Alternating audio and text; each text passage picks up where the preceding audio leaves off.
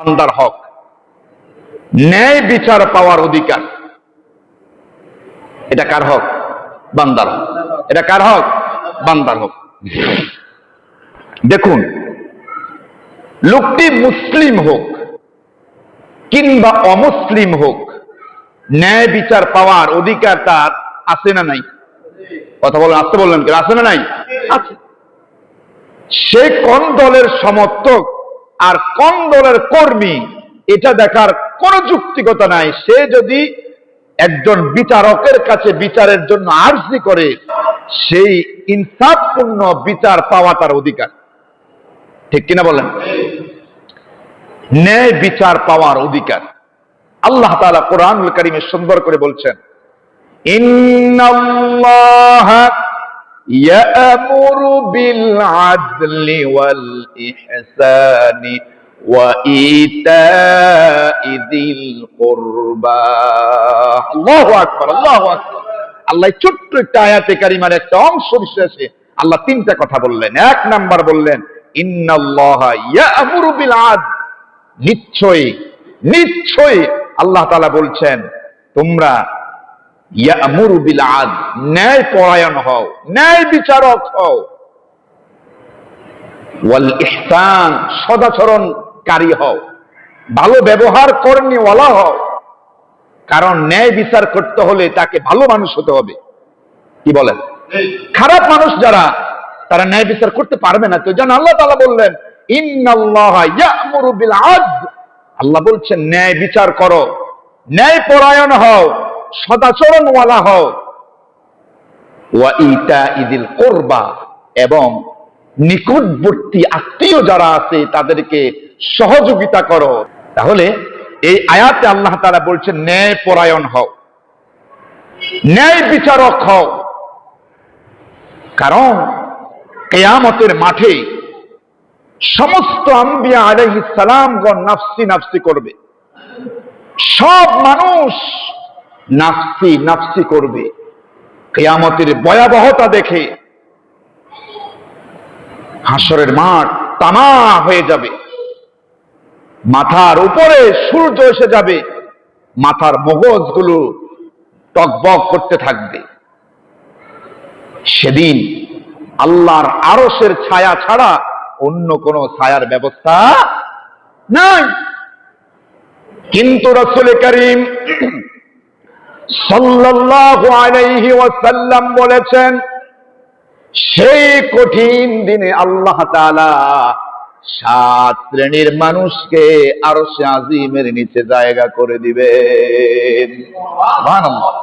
সেই ভয়াবহতার দিন, কঠিন পরিস্থিতিতে, যেদিন মানুষগুলো নাফসি নাফসি করবে, জমিন তামা হয়ে যাবে, রোদের প্রখরতার কারণে মাথার মুসকগুলো বাতের ফেনার মতো টকবক করতে থাকবে, সেদিন আল্লাহ পাক 7 প্রকার 7 শ্রেণীর মানুষকে আল্লাহ আরশে আজিমের নিচে জায়গা করে দিবেন।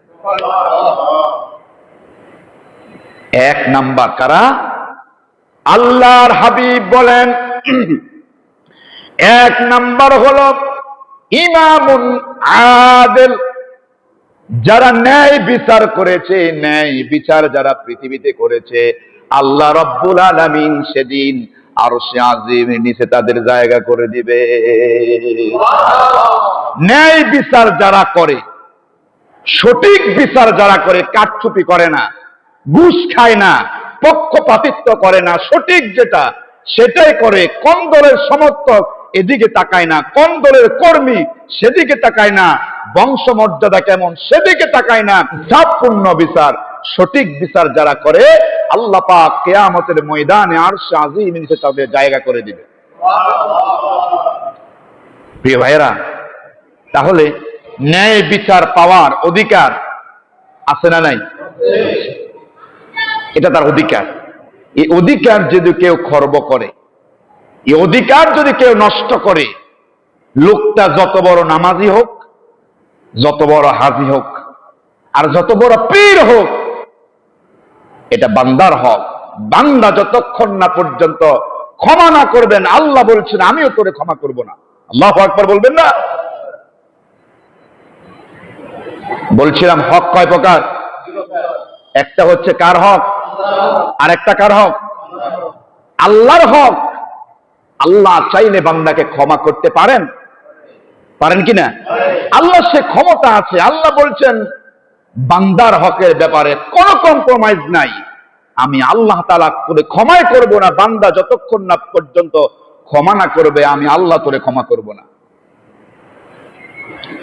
তাহলে আমার প্রথম পয়েন্ট, ন্যায় বিচার পাওয়ার অধিকার সে মুসলিম হোক অমুসলিম হোক, যদি সেই বিচারকের কাছে বিচার চায়, ইনসাফ ভিত্তিক বিচার পাওয়ার অধিকার তার আছে না নাই? আছে। ঠিক আমাদের সমাজে অনেক ক্ষেত্রে যারা দায়িত্বশীল সর্দার মাতব্বর তাদের কাছে অনেক ক্ষেত্রে অনেক বিচার যায় কিনা? তারা যদি ইনসাফ ভিত্তিক বিচার করেন, সঠিক বিচার যদি তারা করেন, তারা যদি আল্লাহ তাআলার এই আইনটার কথাটা মনে রাখেন যে আল্লাহ তাআলা বলছেন ন্যায় পরায়ণের সাথে সঠিক বিচার ফয়সালা করার জন্য, আর রাসূলুল্লাহ সাল্লাল্লাহু আলাইহি ওয়াসাল্লাম বলছেন যারা ন্যায় বিচার করবে কিয়ামতের দিন আরশে আজিমের নিচে জায়গা পাবে, এই চিন্তা ভাবনা নিয়ে যারা বিচার করবে, সঠিক বিচার করবে, কিয়ামতের দিন আল্লাহ তাআলা আরশে আজিমের নিচে তাদের জায়গা করে দিবে। আল্লাহ তাআলা আমাদেরকে ন্যায় বিচার পাওয়ার এবং ন্যায় বিচার করার তৌফিক দান করুন, বলি আমিন।